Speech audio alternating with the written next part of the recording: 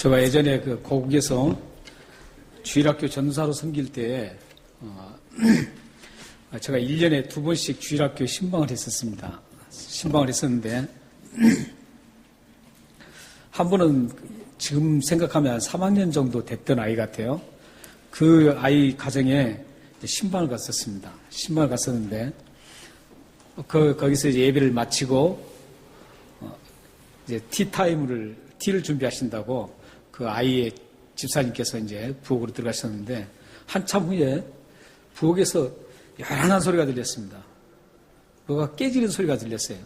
그래서 그 깨지는 소리가 들렸는데, 그 아이가 전사님 왔다고 막 좋아하면서 막 날뛰고 다니다가, 그 집사님이 가장 아끼던 것, 그 귀한 손님 오시면 꼭 내놓는 그 잔이 있었는데, 그 잔을 깨뜨리고 말았습니다. 그래서 그 깨뜨리는 모습을 보면서 저는 이제 그 집사님이 그 아이에 대해서 어떻게 반응할 것인가 한번 눈여겨봤습니다. 근데 그 집사님이 그 아이를 딱 부르더니, 너가 이거 의도적으로, 고의적으로 한 게 아니고, 내가 실수해서 깨뜨린 거다. 앞으로는 이런 실수를 않기 위해서 이렇게 해야 된다는 것을 잘 가르쳐 주면서 그 아이를 꼭 안아주면서 다독거리는 그런 모습을 보았습니다. 우리는 대부분 보면 아이가 만약에 그렇게 소중하게 아끼던 물건을 깨뜨렸을 때 어떻게 반응을 할까요?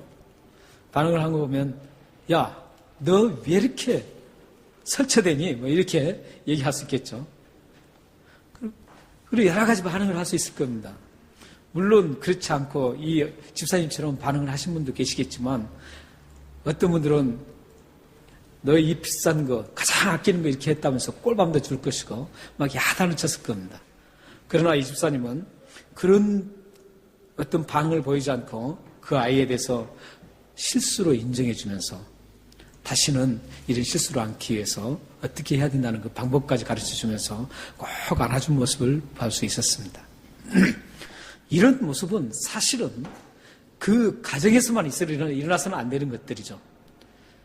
예수를 믿는 우리들이 그런 모습으로 살아가야 됩니다.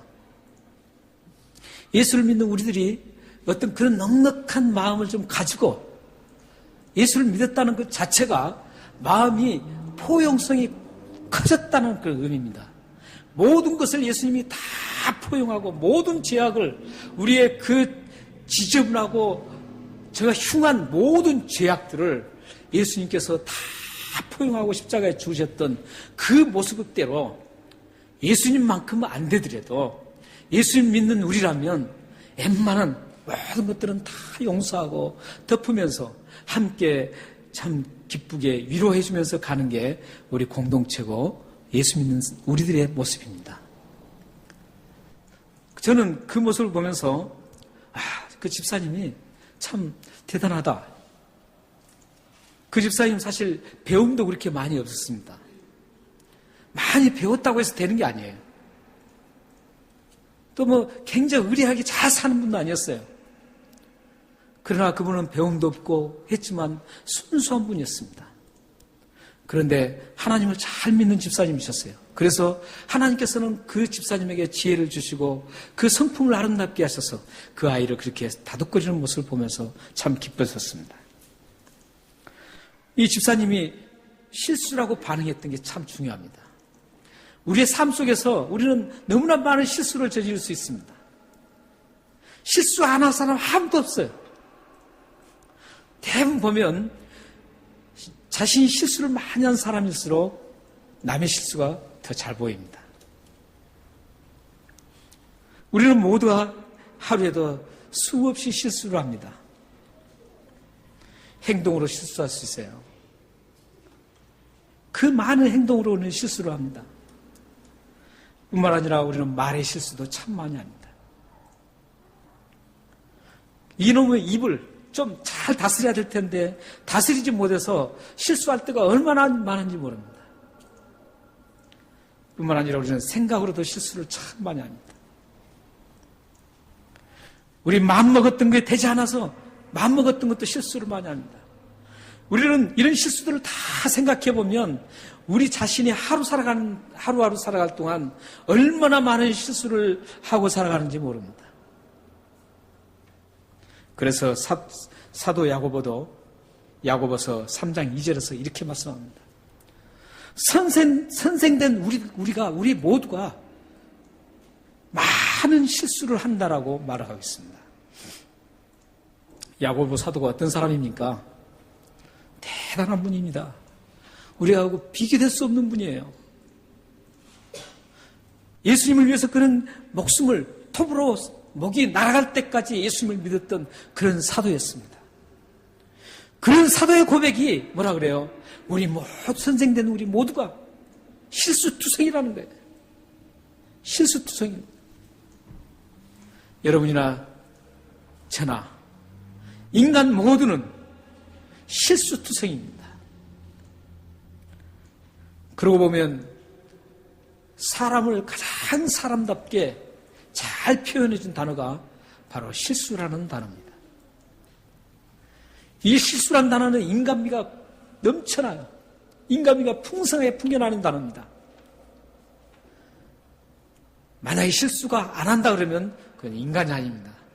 그는 신입니다. 하나님이세요.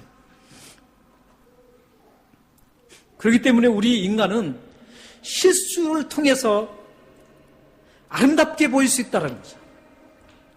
그 실수가 지극히 인간답게 보일 수 있다는 거예요.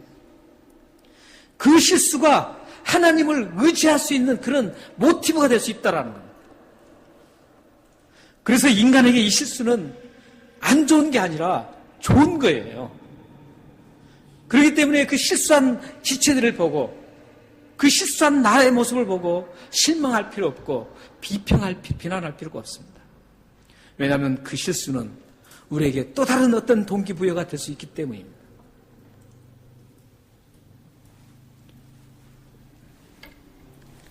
그렇기 때문에 사람들은 이 실수가 싫어도 좋아해야 됩니다.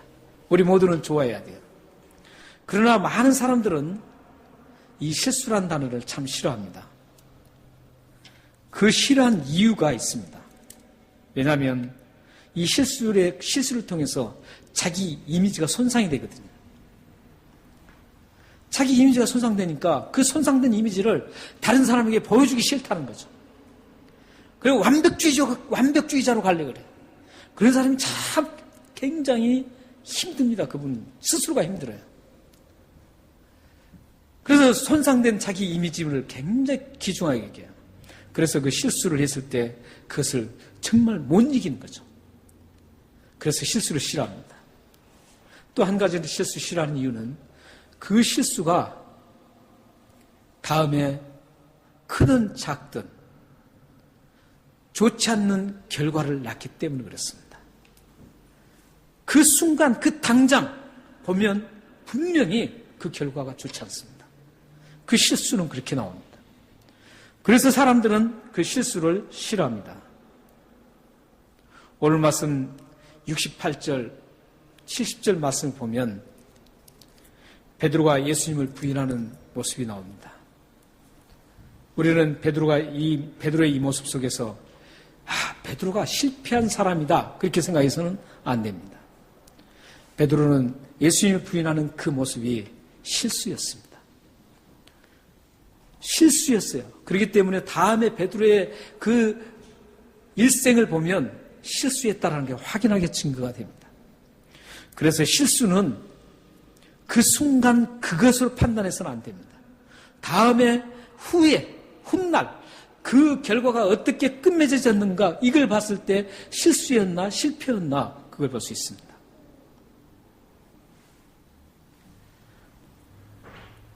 베드로는 예수님을 3번씩이나 부인합니다. 예수님이 겟세마네 동산에서 이제 마지막 기도를 하시고 체포됩니다. 그리고 그 체포되어서 대제사장의 그 관저로 끌려갑니다. 마태복음 26장 57절에서는 그때 그 대사장이 AD 18년에서 36년 동안 직무를 직무를 감당했던 가야바라고 분명하게 기록을 해주고 있습니다. 그들은 이제 그 대제사장의 관제는 오늘 본문에는 장로 서기관들이 나오는데 이 장로 서기관들이 어떤 사람들이었냐면 이스라엘의 모든 가장 중요한 결정을 하는 공회 회원들이었습니다. 공회 회원들은 71명으로 구성되어 있었는데 그 71명의 구성원들이 국가적으로 가장 중요한 결정사항을 재판에서 결정하는 사람들이었습니다. 지금 그 대제사장의 관제는 이런 71명의 장로 서기관들, 그 공회원들이 지금 거기 다 모여 있었습니다.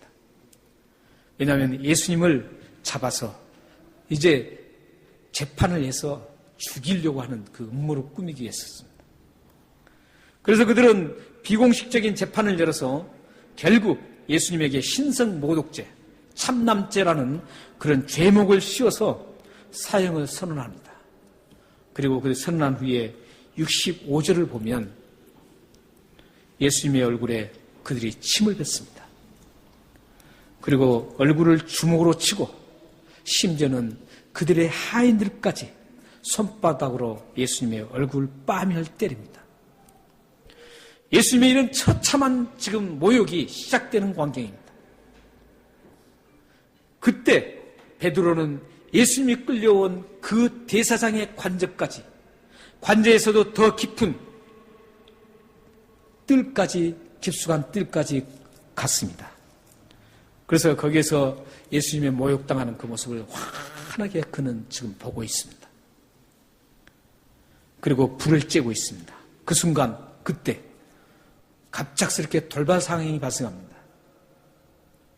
불을 쬐고 있는데 베드로에게 대제사장의 그 하인 여종이 와서 너가 예수와 함께 다닌 사람이 아니었냐? 이렇게 묻습니다. 얼마나 깜짝 놀랐겠어요. 지금 이 상황이 대단한 상황이에요. 지금 예수님이 죽는 그런 상황들이에요. 서슬퍼는 그런 상황입니다. 그런데 그런 질문을 받았을 때 베드로가 어떻게 하겠어요? 여러분이라면 그때 어떻게 하겠어요? 아, 그래요. 내가 예수님과 함께 다녔던 베드로입니다. 이렇게 할 수 있겠어요? 우리는 쉽게 이 문맥 속으로 글로 써있는 이 성경을 보면서 베드로는 왜 그 모양이냐? 수제자라고 하는 사람이 어떻게 그렇게 예수님을 부인할 수 있느냐? 이렇게 하지만 그렇지 않습니다. 그 순간은 대단한 상황이었어요. 그러나 거기까지 갔던 것만도 베드로는 대단한 사람이었습니다. 다른 제자들은 다 도망갔어요. 베드로도 도망갔다가 다시 예수님을 그 모습을 보기 위해서 숨어서 지금 다시 들어가는 상태였습니다. 이런 상황에서 또 다시 한번 그렇게 뜨끔하자 이제 도망가기 쉬운 그 길로 도망가기 쉬운 것으로 또 다른 뜰로 또 도망갑니다. 뜰로 도망갔는데 거기서 또 그 하인 여종이 와서 너가 같이 다녔던 그 도당 아니냐? 그 무리 아니냐 이거예요. 그러자 또 아니라 그래요. 잠시 후, 우리 마가복음에 잠시 후라 그러지만 다른 성경 배경 구절에는 1시간 후라고 정확하게 기록하고 있습니다. 1시간 후에 같이 있었던 그 사람들 중에서 너가 갈릴리 사람이다. 아마 베드로의 말투가 당시에 그 사투리였습니다. 갈릴리 지방에는. 베드로가 갈릴리 출신이거든요. 예수님도 갈릴리 출신이고. 갈릴리 출신들은 우리나라도 전라도 사투리, 경상도 사투리, 충청도 사투리가 있듯이 그 사투리가 나올 수밖에 없죠. 말을 시키면. 그래서 그 사투리를 듣고 그 사람들이 1시간 후에 가만히 생각하니까 안 되니까 그 사람들이 아니 너 분명히 갈릴리 사람이다 말투를 봐서 그랬을 거예요. 그러자 거기서도 아니라고 잡아뗍니다. 베드로는 이런 위기 상황을 맞이합니다. 이제 71절에 보면 베드로는 나는 아니라고 하면서 뭐까지 합니까? 저주하며 맹세까지 합니다. 71절을 우리 한번 읽어볼까요? 71절 다 같이 한번 읽겠습니다. 시작. 그러나 베드로가 저주하며 맹세하되 나는 너희가 말하는 이 사람을 알지 못하노라 하니. 여기서 우리 주의할 점이 있습니다. 오늘 말씀에 주의할 점이 별로 없는데 이 말씀이 주의할 점입니다. 여기서 지금 베드로가 누구를 저주했을까요? 많은 사람들이 예수님을 저주했다고 생각합니다. 그러나 그렇지 않습니다. 베드로는 예수님을 저주하지 않습니다. 아무리 위급해도 베드로는 예수님을 저주할 수가 없습니다. 저주라는 것은 성경의 저주 개념은 완전히 그 사람과 단절된 것을 의미하는 것이 저주입니다. 그렇기 때문에 만약에 베드로가 여기서 예수님을 저주했다 그러면 예수님과 영원한 단절이 되는 겁니다. 하나님 우리를 저주할 때 어떤 일이 일어나요? 하나님과 영원한 단절이 돼서 지옥 가는 거예요. 그렇기 때문에 여기서 지금 베드로가 저주한 것은 뭘 저주했냐면 자기가 말한 것에 대해서 자신이 말했던 거 아니라고 말했던 것 이거에 대해서 만약에 거짓이면 내가 저주를 받는다 이런 뜻이에요. 맹세도 그래요. 맹세를 자신이 맹세하는 거죠. 자신을 두고. 그러니까 맹세와 저주와 맹세가 같이 등장하잖아요. 근데 어떤 사람들이 이걸 갖다가 예수님을 저주했다라고 그렇게 그 큰일 나요. 베드로는 지금 자기가 했던 그 말에 대해서 책임을 지겠다라고 거짓말하고 있는 거예요. 저주하면서까지. 그래서 어떻게 돼요? 그러면서 그는 또 거기서 그렇게 강하게 예수님을 부인하고 있습니다. 예수님을 모른다고 3번씩이나 뚝 잡아 뗍니다. 3번째 모른다고 강하게 부인하는 그 순간 멀리에서 동트는 것을 알리는 새벽닭이 울기 시작합니다. 2번째 새벽닭이 울기 시작했다라고 성경은 기록하고 있습니다. 2번째 새벽닭 우는 소리를 듣는 그 순간 베드로는 30절 말씀에서 예수님이 하셨던 그 말씀 너가 닭이 2번 울기 전에 나를 3번 부인할 것이다. 이 말씀이 떠올랐습니다. 그러자 그 말씀이 떠오르자 그는 펑펑 웁니다. 누가복음 22장 61절에서는 똑같은 구절이 같이 있는 병행구절이라고 합니다. 22장 61절에서는 2번째 닭이 우는 그 순간 예수님이 베드로를 바라보셨다라고 얘기합니다. 2 사람의 눈이 마주쳤습니다. 그러니까 2가지 사건이 있었던 거예요. 베드로는 2가지를 지금 경험하고 있었어요. 하나는 예수님께서 말씀하셨던 게 30절에 말씀하셨던 게 떠올랐었어요. 떠올라서 통곡할 수밖에 없었고 그 순간 또 예수님과 자신이 눈이 마주친 거예요. 그 멀리에서도 함께 눈을 마주쳤습니다. 그러자 그는 찔림이 있었고 그는 거기서 통곡을 합니다. 그 이후에 베드로가 어떻게 됐는지 성경은 아무 성경에도 기록하지 않고 결론을 끝맺지 않습니다. 베드로가 그렇게 예수님과 마주치고 새벽닭 2번 울 때 통곡을 하면서 3번 부인했던 걸 생각하면서 예수님 말씀하셨던 걸 생각하면서 통곡을 했다는 것으로 이제 끝냅니다. 우리는 여기에서 이 성경 제자들이 왜 베드로가 다음에 통곡을 하고 어떻게 됐다 이런 얘기를 하지 않고 끝냈을까 이런 궁금증을 우리는 한번 생각해 볼 필요가 있습니다. 분명히 저자는 의도를 가지고 그렇게 끝을 맺었을 것입니다. 아마도 3가지 이유가 있었을 것 같습니다. 첫 번째 이유는 그렇게 큰 소리치던 베드로가 왜 그렇게 허무하게 무너졌을까? 이런 걸 우리에게 보여주시기 위해서, 가르쳐 주시기 위해서 아마 초점을 거기에 맞추기 위해서 끝을 맺지 않았을 것입니다. 왜냐하면 끝이 막 아름답게 되고 막 이렇게 됐다 그러면 거기에 초점이 맞춰지거든요. 근데 이 제자는 지금 그 결론을 맺지 않고 베드로의 실수 부분을 부각시키고 있습니다. 통곡하게 만든 것만 끝내는 것이죠. 그걸 봤을 때 그렇게 대단하게 생각했던 베드로가 무너질 수 있었던 그 이유가 뭐였는가? 이걸 우리에게 생각하도록 하기 위해서예요.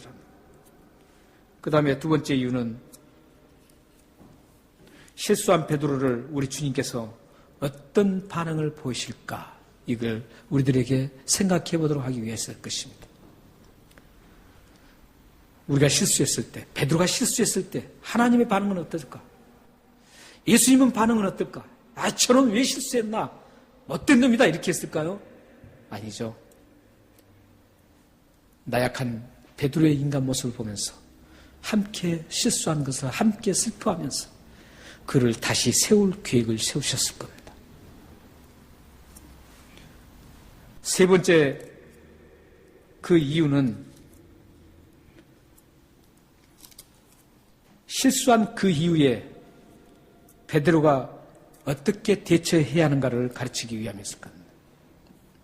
지금 베드로는 실수를 했습니다. 3번씩이나 부인하는 그런 실수를 했습니다.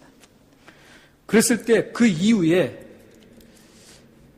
예수님을 3번씩이나 부인한 그 실패 이후에 어떻게 베드로가 다시 대처해서 그 상황을 회복시켰을까? 이걸 갖다가 우리에게 보여주기 위해서 지금 끝을 맺고 있지 않습니다. 그러면 첫 번째 우리가 큰 소리 쳤던 베드로가 그렇게 허무하게 무너졌던 이유가 무엇이었을까요?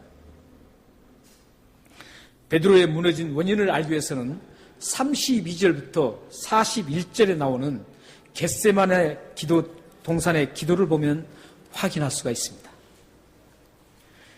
예수님은 고난 극복을 위해서 겟세마네 동산에서 기도를 드렸습니다. 땀방울이 핏방울처럼 같이 쏟아질 만큼 그렇게 진액을 짜는 모든 인생을 거는 그런 기도를 하나님 앞에 드렸습니다. 그 기도가 왜 그렇게 드렸어요? 앞으로 십자가의 고난을 이기기 위해, 극복하기 위해서 그런 지금 기도를 하고 있었습니다.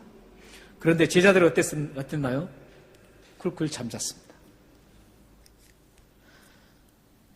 다음에 제자들에게도 분명히 예수님이 그렇게 사형을 당하고 그러면 같이 따라다녔던 제자들에게도 분명히 고난이 닥칠 텐데 예수님은 그 이전에 분명히 고난에 대해서 얘기를 했습니다. 제자들이 고난받을 것을 얘기했어요. 고난이 닥칠 거 화납니다. 그럼에도 불구하고 그들은 그 고난에 생각지 않고 그냥 쿨쿨 잠만 잤습니다. 여기에서 승패가 갈렸습니다. 예수님은 그 기도를 준비했습니다. 고난의 기도를 준비했습니다. 그래서 예수님은 그 고난을 이겨내고 승리했습니다. 그러나 제자들은 그 고난에 대처하지 않았습니다. 우리들의 모든 삶에 대처하는 것은 기도입니다. 그 상황이 일어났을 때 여러분들 기도하면 늦어요. 그렇지 마세요. 물론 그때도 괜찮아요. 그러나 더 좋은 기도는 어떤 기도가 그 사건이 일어나기 전에 미리미리 기도해 두는 게 좋습니다. 여러분들 그러니까 하루하루 살아갈 동안에 내 기도할 게 별로 없어. 나에게 지금 이렇게 편한데 뭐 기도할 거 있나? 건강도 좋고 지금 가진 것도 괜찮고 살아갈 것도 뭐 괜찮고 이러는데 내 기도할 게 있나? 이렇게 생각할지 모르지만 우리 인생은 언제 고난이 올지 모릅니다. 언제 우리의 건강이 쓰러질지 모릅니다. 언제 우리의 삶이 엉클어질지 모릅니다. 그 삶의 고난과 그것을 위해서 먼저 준비된 기도를 해두어야 됩니다. 예수님처럼요. 제자들처럼 그렇게 맘 놓고 있으면 안 됩니다. 특히 37절, 38절 보세요. 거기 보면 정확하게 예수님이 지목을 합니다. 누구를 지목해요? 베드로를 지목해요. 베드로를 지목하면서 뭐라 그럽니까? 시몬아, 자느냐? 내가 한시라도 깨어 있을 수 없더냐? 시험에 들지 않게 깨어서 기도하라. 이렇게 얘기합니다. 실수하지 않도록 깨어 기도하라 이런 뜻이었습니다. 나를 부인하지 않도록 기도하라 이런 뜻이었어요. 그런데 베드로는 그 기도를 하지 않았습니다. 예수님은 승리했고 베드로는 실패했습니다. 실수했습니다. 넘어졌습니다. 여러분이 삶에 쓰러지지 않기 위해서 미리미리 기도로 준비해 두어야 할 이유가 여기에 있습니다. 여러분의 자녀가 곁길로 가지 않고 건강하게 잘 성장하기 위해서 미리미리 예방 기도를 해둬야 할 이유가, 여러분의 가정이 튼튼하기 위해서 미리미리 기도 무장해 둬야 할 이유가 여기에 있습니다. 여러분 모두가 예방 기도를 해서 여러분의 삶과 자녀들과 가정들이 쓰러지지 않고 쓰러지려고 해도 거기서 승리하는 여러분들 되시기를 바랍니다. 만약 예방 기도를 하잖아 쓰러질 때는 어떻게 해야 될까요? 어떻게 해야 일어날 수 있을까요? 오늘 본 말씀 속에서 분명하게 해답을 주고 있습니다. 지금 베드로가 쓰러졌습니다. 쓰러졌을 때 어떻게 해서 다시 통곡을 하게 됐습니까? 예수님의 그 말씀을 기억했기 때문에. 말씀밖에 없습니다. 예수님의 말씀이 그에게 부딪히는 거예요. 그래서 통곡하게 만드는 겁니다. 여러분들이 커피 브레이크를 하고 이렇게 말씀을 듣고 집에서 말씀을 읽고 쓰고 이런 이유가 어디에 있는 줄 아세요? 아, 내 지식 자랑을 위해서 있나요? 아니에요. 내가 이만큼 안다. 이게 아니에요. 그게 아니라 내가 그 말씀을 알고 말씀을 듣고 말씀을 쓰고 말씀을 묵상하는 그 이유는 단 하나입니다. 뭐예요? 내가 쓰러지려고 할 때 그 말씀이 나를 붙잡게 하기 위해서입니다. 하나님 말씀이 나를 붙잡고 다시 일어서고 쓰러지지 않게 부축해주는 그 역할을 하기 위해서 우리에게 말씀이 필요한 겁니다.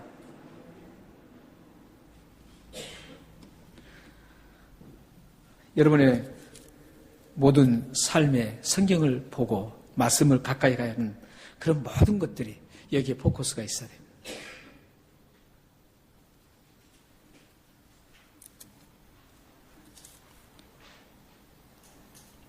쓰러진 이후에 이 말씀이 여러분들을 다시 이렇게 세울 수 있습니다. 쓰러지려고 할 때 여러분들을 다시 이렇게 세웁니다. 베드로가 그때 그 말씀에 의해서 다시 일어나서 어떤 결과가 있었습니까? 사도행전의 모든 역사를 보면 베드로의 그 대단한 역사가 볼 수 있습니다. 그의 대단한 생애를 볼 수 있습니다. 하루에 3,000명이 회개하게 만들고. 베드로는 이때 만약에 베드로가 실패했다면, 하나님 말씀이, 예수님의 말씀이 떠오르지 않았다면 실패할 수밖에 없었는데, 실패했다면 베드로는 어떻게 되었을까요? 가룟 유다만큼 그는 지탄받을 수밖에 없었을 겁니다. 그러나 베드로는 하나님 말씀, 예수님의 말씀에 붙잡혀서 그는 다시 일어설 수가 있었습니다. 쓰러진 이후에 그대로 주저앉아 버릴 것인가, 다시 일어나서 힘차게 천성을 향해서 나아갈 것인가, 그 승패는 말씀에 달려 있습니다. 여러분의 마음과 내리에 하나님의 말씀을 가득 담아 두어야 합니다. 그렇게 가득 담아둔 분들은 하나님이 신령한 음성, 신비한 음성을 들으려고 하지 않습니다.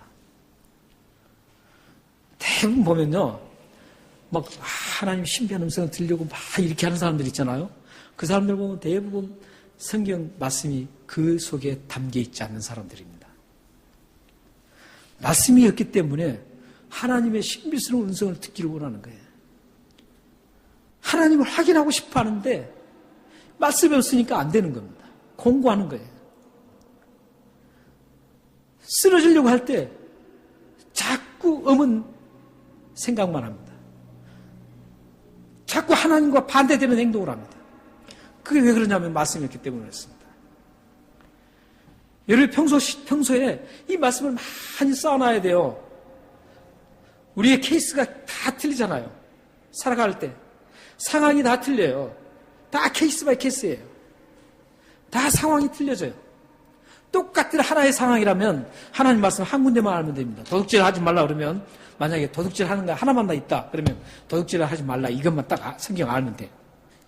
그러면 뭐 다른 거 알 필요가 없죠. 그러나 성경은 수많은 우리의 상황을 놓고 그리스도인답게 살아갈 그 상황들을 하나하나 다 설명해주고 그렇게 가르치고 있다고요. 그렇기 때문에 하나님 말씀을 우리가 많이 알아야 될 이유가 거기에 있습니다. 제가 항상 안다는 의미를 항상 말씀드리죠. 안다는 것은 지식적인 게 아니라 그런 거예요. 안다는 것은, 성경이 안다는 것은 행함이 함께 동반되는 것을 안다는 것이죠. 머릿속으로만 알고 그걸 행하지 않으면 그거 아무 소용없는 거예요. 그게 아는 게 아니에요. 그래서 우리가 이 하나님 말씀을 많이 담아 두셔야 돼요. 그래야지 이런 상황에서는 이 말씀이 툭 튀어나와서 우리를 막아주고 다시 이렇게 세워주고 쓰러졌으면 그 상황에서 쓰러졌으면 이 말씀이 등장해서 나를 생각나게 해서 다시 이렇게 세워줍니다.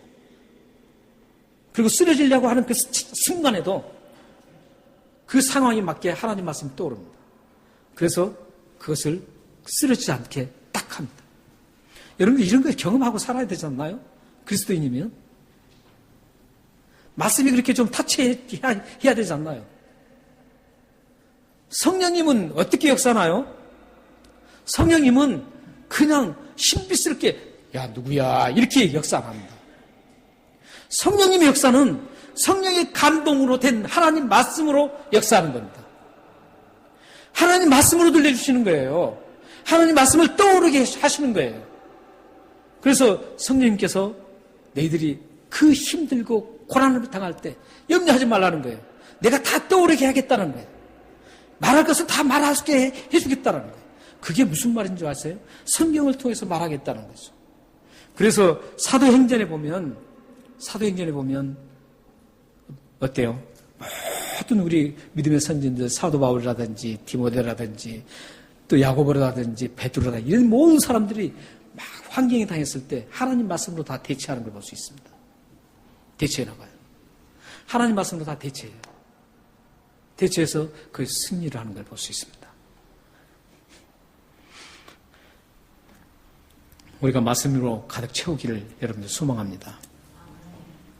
디모데후서 3장 15절 17절 말씀을 신뢰하고 믿는 사람들은 그런 신비한 음성에 기웃거리지 않습니다. 한번 읽겠습니다.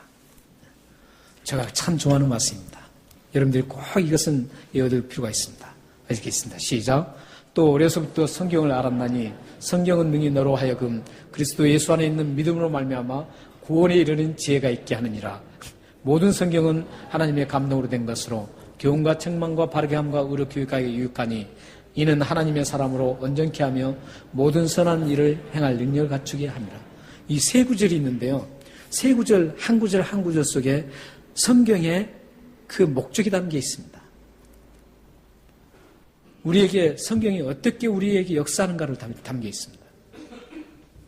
먼저 15절 한번 볼까요? 15절부터 그래서 성경을 알았죠. 성경은 능히 너로 하여금 그리스도 안에 믿음으로 말미암아 구원에 이르는 지혜가 있게 하는 것. 성경이 그러니까 다른 책이 아니에요. 다른 말씀이 아니에요. 우리를 구원으로 인도해 주는 책입니다. 그러니까 다른 것 가지고 막 왈가불가 할 필요가 없어요, 사실은. 구원으로 인도해 주는 책이기 때문에 구원으로 받을 수 있게 가면 되는 거예요. 그 두 번째 한번 볼까요? 16절에 모든 성이 하나님의 감동을 된 것으로 교훈과 책망과 바르게 함과 의로 교육하여 유기한. 이건 뭐예요? 성경은 어떤 역할을 해요, 우리에게? 우리의 모난 부분들, 쓰러졌던 것을 다시 이렇게 세우는 역할을 하는 거예요.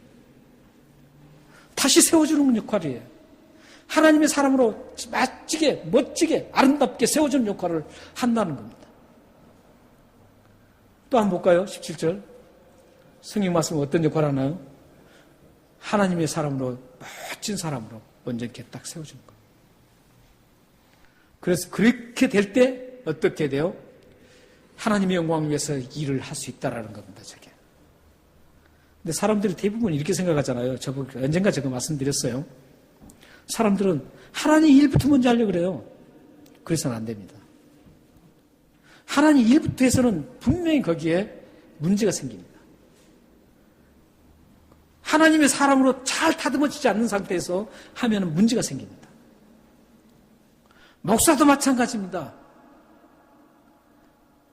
우리 집사님이나 장로님, 우리 성도님 모두가 다 마찬가지예요. 하나님의 사람으로 온전히 서야 돼요. 이게 온전이라는 건 완전히 퍼펙트가 아니에요. 성숙함을 말하는 거예요. 성숙한 그리스도인이에요. 우리 사람은 아까 말씀드린 실수할 수밖에 없는 퍼펙트한 사람이 아니에요. 퍼펙트. 성숙으로 나가는 거예요. 성숙한 그리스도인. 성숙한 그리스도인도 실수할 수 있어요. 그러나 실수가 많지 않죠. 치명적인 실수를 하지 않습니다. 그래서 그렇게 된 사람이 하나님 일을 해야 합니다. 여러분들이 초점 맞출 것은 내가 먼저 하나님의 사람으로 성숙한 그리스도인이 되기 위해서 몸부림쳐야 된다는 거죠. 그리고 그 된 만큼 사역을 감당하는 겁니다. 어떨 때는 보면 사실 이제 예수 믿는 사람보다도 더 못한 목사님도 있습니다. 어쩌면 저도 그 포함될 수 있어요. 이제 감 믿는 사람보다도 더 못하는 목사가 목사하면 되겠어요? 마음도 좁고 말이죠. 이래가지고 성도가 말 한마디 하면 거기에 대해서 막 하고 이러면 안 되죠. 목사 정도 되면. 그걸 혼자서 하나님과 기도하면서 다 삭혀야 되죠. 예, 이런 우리가 하나님 말씀이 이런 역할을 하는 겁니다. 그래서 그렇게 여러분들이 하나님 말씀을 잘 쌓으시길 바랍니다. 사실 우리는 모두 쓰러지기 쉽고 넘어지기 쉬운 아주 나약한 사람입니다. 우리는 누구나 실수할 수 있는 부족하고 연약한 사람입니다. 넘어지고 실수할 수 있는 우리의 모습을 보시는 하나님의 반응이 시편 9편 10절 말씀이 나옵니다. 우리가 이렇게 나약해서 쓰러지고 넘어졌을 때 하나님이 어떻게 하시는가? 9장 10절 말씀이 나옵니다. 한번 다 같이 읽겠습니다. 시작. 여호와여 주의 이름을 아는 자는 주를 의지하오니 이는 주를 찾는 자들을 버리지 아니하심이라. 버리지 않는다는 단어 속에는 어떤 단어가 포함되어 있냐면 잘못했을 때 버리고 안 버리고 그런 단어가 포함되어 있습니다. 의미가 포함되어 있습니다. 그래서 하나님은 우리의 자녀, 하나님의 자녀가 정말 비록 이렇게 베드로처럼 실수하고 넘어지고 깨지고 쓰러져도 하나님은 절대 버리지 않습니다. 이게 하나님의 반응이에요.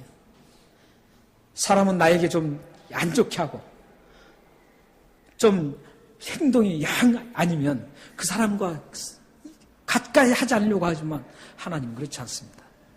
하나님의 반응은 그 사람이 모나고 힘들고 쓰러져도 그 연약해도 그 사람을 다시 일으켜 세워서 버리지 않고 일으켜 세워서 다시 하나님의 영광을 위해서 사용하시기를 원하십니다. 사랑하는 성도 여러분, 그러므로 우리도 실수한 지체들을 비난해서는 안 됩니다. 넘어진 형제 자매들이 왜 넘어지냐라고 쉽게 말해서도 안 됩니다. 우리 모두는 끼어지기 쉬운 연약한 질그릇이기 때문입니다. 여러분들이 쓰러지고 자신이 쓰러지고 우리 옆에 지체들이 쓰러졌을 때 여러분들이 해야 할 일이 있습니다. 하나님 말씀으로 위로해주고 권면해서 그 하나님 말씀으로 다시 세워줘야 됩니다. 우리는 쓰러뜨리는 자가 아닙니다. 세워주는 자입니다. 여러분들 가정과 여러분의 자신과 우리 모든 지체와 공동체가 이런 아름다운 공동체가 되기를 주님 이름으로 축원합니다. 기도하겠습니다.